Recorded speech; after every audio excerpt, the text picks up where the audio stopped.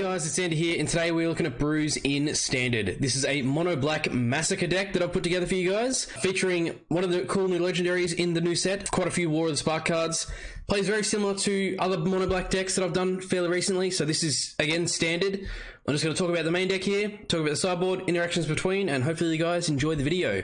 So to start off the lineup, we have the namesake of the deck, 4 copies of Massacre Girl, which is for 5, 3 and 2 black. She's a 4/4 legendary creature human assassin with menace, so she can't be blocked except by 2 or more creatures. And when Massacre Girl enters the battlefield, each other creature gets -1/-1 until end of turn, and whenever a creature dies this turn, each creature other than Massacre Girl gets -1/-1 until end of turn. Before getting too far into this, full disclaimer, this is a mid-range black deck that is fairly heavily on the creature control side, so if you are coming up against a creatureless deck, or a lot of the control decks will run little to no creatures, this becomes a whole lot less effective, and then there's stuff in the sideboard to kind of fix that up in game 2. So it does still have game, you're still going to be able to play a game of Magic against a control deck or no creatures, but against creature-based decks, this is when the deck absolutely shines, and the deck is a whole lot of fun regardless. And also, before explaining the next few cards, the thing that we need to remember as well is it's whenever a creature dies, the additional -1 trigger stacks. So it's this creature dies,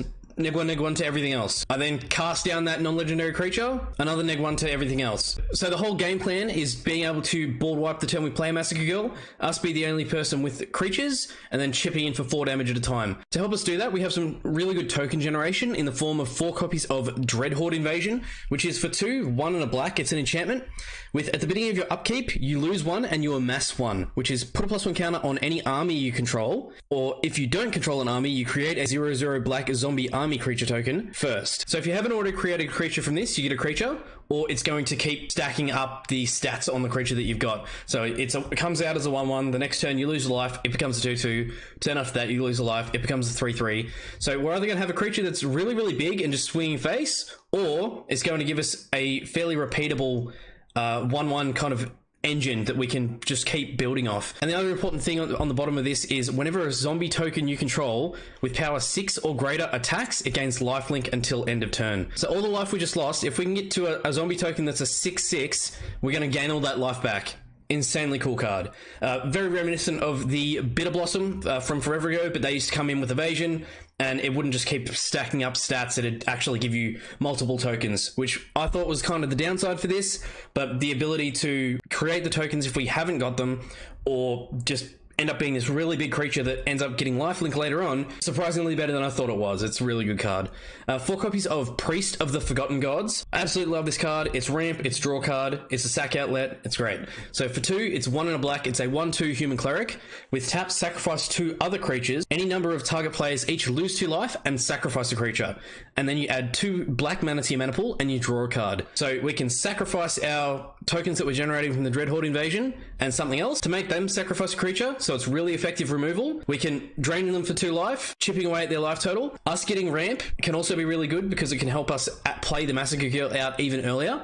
And the drawing a card is always going to be good because we can draw into more value. The other key part that synergizes really well with the Priest, as well as the copies of Massacre Girl, is the recursion package that I have in the 4 copies of Reassembling Skeleton and Gutter Bones. Reassembling Skeleton is for 2, it's a 1/1 skeleton warrior, but it's got pay 2 to return Reassembling Skeleton from your graveyard to the battlefield tapped, giving us this constant recurring 1/1 that keeps coming back, giving us a creature to sacrifice to the Priest of the Forgotten Gods, or when we play a Massacre Girl, we're guaranteed to at least get 1 tick up. So there's going to be a blanket -1 comes in, we kill our Reassembling Skeleton, and now it's a -2. And hopefully we kill something else and it just keeps ticking up and up, starting the board wipe again. And adding to the recursion, we also have 4 copies of Gutter Bones, which is for 1 black, it's a 2/1 skeleton warrior. Gutter Bones enters the battlefield tapped, and it's got pay 2 to return it from your graveyard to your hand. Activate this ability only during your turn, and only if an opponent lost a life this turn. So not quite as easy to get back as the Reassembling Skeleton, but it's a 2/1 for 1, which is really good stats. One of the things to remember too is the interaction between Priest of the Forgotten Gods and Massacre Girl.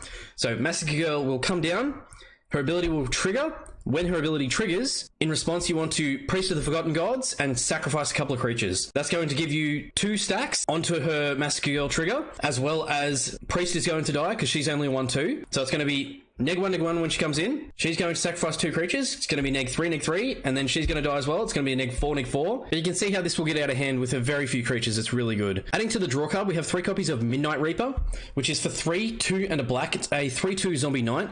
When a non-token creature you control dies, Midnight Reaper deals 1 damage to you, and you draw a card. For 3 and 3/2s, pretty good stats, but the ability to keep drawing his cards is always going to be a good thing. Adding to the creatures and also to the removal is the 4 copies of Plague Crafter, which is for 3, 2, and a black. It's a 3/2.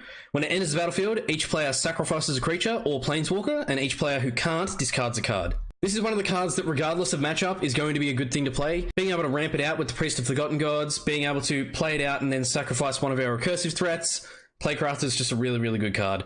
If we can get rid of a Teferi against control with this, at its 3 cost, insanely good. An effective sweeper for the more token or aggro matchups, 2 copies of Cry of the Crinarium, which is for 3, 1, and 2 black. It's a sorcery speed.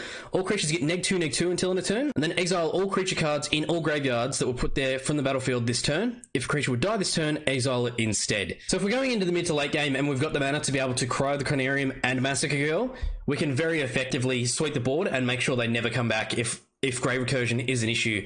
Against stuff like Golgari or the Phoenix decks, Cry the Canarium could be really, really useful. With all this damage to ourselves, we also want to be gaining a little bit of life, so we have that in the form of 3 copies of Sovereign's Bite, which is for 2, 1 and a black at sorcery speed. Target player loses 3 life and you gain 3 life, just adding a little bit of drain and gain to the deck. And to add to that, we also have 4 copies of Sovereign's Thirst, which is for 2 black. At instant speed, Sovereign's Thirst deals 2 damage to target creature and you gain 2 life. So when we want to be playing Sovereign's Thirst is either in the early game when we're chipping off our opponent's creatures, or after we've resolved a Massacre Girl and our negs are just shy of being able to kill something large on the board, like a Lyra Dawnbringer or something. It just didn't stack up and we didn't end up getting enough negs for it. This just chips in another couple of points of damage at instant speed and gains us a couple of life back, which you wouldn't think would make too much difference, but it really does. Looking at the land base here, one of the things I wanted to be able to do with the amount of draw card that we can potentially have in this deck is be able to ramp fairly hard. So we're of course running the 4 copies of Cabal Stronghold, which is tap, add colorless, or we can pay 3 to tap and add 1 black for each basic swamp you control. We're running 16 swamps in the deck, and we also have some really super effective removal in the form of 4 copies of Blast Zone. So Blast Zone enters the battlefield with a charge counter on it. It's got tap to add 1 colorless mana to your mana pool. It's got pay 2x and tap it to put X charge counters on it, and then it's got 3 tap, sack it, destroy each non-land permanent with converted mana cost equal to the number of charge counters on Blast Zone. Depending on your matchup, this thing could be absolutely insane. Looking at the sideboard here, this is where we shy away from the creature control side of stuff and go more into the hand hate and just disrupting our opponent's game plan. So we've got 3 copies of Drill Bit, which is for 3 at sorcery speed, or you can play it for its spectacle cost of 1 black mana. So if an opponent's lost life this turn, it's a 1 cost instead of the 3 cost. And it has target player reveals their hand, you choose a non-land card from it, and that player discards that card. So if an opponent's lost life this turn, this is a better Thoughtseize because we're not having to lose life to play it. Since the release of War of the Spark, there has been a huge amount of Planeswalkers introduced to the standard meta, and they are going to be played in a lot of decks, so we want to be playing decent removal for that. So we have 3 copies of the Elder Spell, which is for 2 black. At sorcery speed, you destroy any number of target Planeswalkers. You choose a Planeswalker you control, and then put 2 loyalty counters on it for each Planeswalker destroyed this way. So although we're not running any Planeswalkers in this deck, the sorcery speed removal to take out as many Planeswalkers as we want could be really good in the right matchups. 2 copies of Duress, adding to the discard. So it's for 1 black at sorcery speed. Target opponent reveals their hand. You choose a non-creature, non-land card from it, and that player discards that card. 2 copies of Argyl's Bloodfast, which is a legendary enchantment for 2. Sits on the battlefield, and it's got pay 2, so 1 and a black, and pay 2 life. You draw a card. And it also has, at the beginning of your upkeep, if you have 5 or less life, you may transform Argyl's Bloodfast. When it's transformed, it becomes Temple of Aklazots, which is a legendary land with tap, add 1 black mana to your mana pool. And it's also got tap, sacrifice a creature. You gain life equal to the sacrificed creature's toughness. So depending on the matchups, and if we're low enough, this thing could absolutely save our life. Even if we're sacrificing Massacre Girl after we've played it, gaining 4 life, or if our army token that we've got has gotten big enough, it's chipping in, it's gaining life, and then we need that little bit of extra. Really good against mono red, really good against aggro decks, and the added ability to just keep drawing cards off it is really cool. Absolutely love Argyl's Bloodfast. Some removal in the form of 2 copies of Cast Down, which is for 2, 1 and a black at instant speed. And to finish off the sideboard here, 3 copies of Kitesail Freebooter, which is for 2, 1 and a black. It's a 1/2 human pirate with flying, and when it enters the battlefield, target opponent reveals his or her hand. You choose a non-creature, non-land card from it, exile that card until Kitesail Freebooter leaves the battlefield. Just adding to the early game disruptions, getting them off their game plan. It's a really effective card, and it's also got evasion, which could be really good.